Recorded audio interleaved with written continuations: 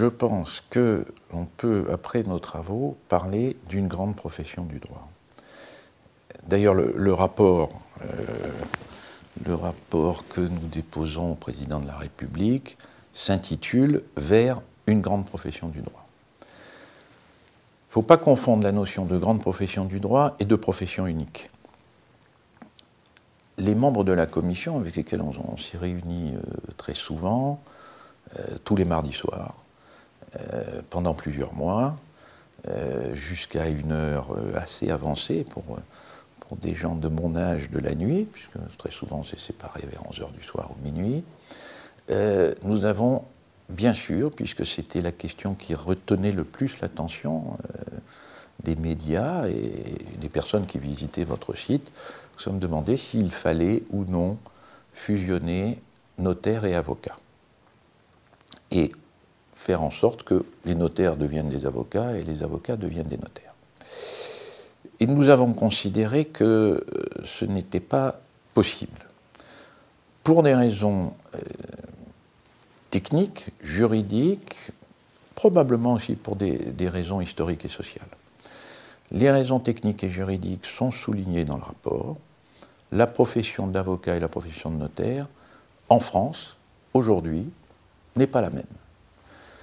Les notaires bénéficient, pour simplifier, de délégations de prérogatives de puissance publique, c'est-à-dire que l'État leur met à leur disposition une partie de son autorité, ce qui se traduit par la position du sceau, et donc l'État contrôle leur activité, et nous nous sommes demandé si les avocats, profession libérale, profession rebelle, historiquement, c'est le cœur de l'activité de l'avocat, c'est de défendre, pouvaient, au fond, bénéficier d'une délégation de puissance publique et être une sorte de fonctionnaire. Et nous avons considéré que ça n'était pas compatible. Dans notre conception, ça n'était pas compatible. Alors, un acte de notaire bénéficie de deux caractéristiques. L'une qui ne ressort pas de prérogatives de puissance publique, c'est la valeur probante. Et l'une qui ressort de délégation de prérogatives de puissance publique, c'est la force exécutoire.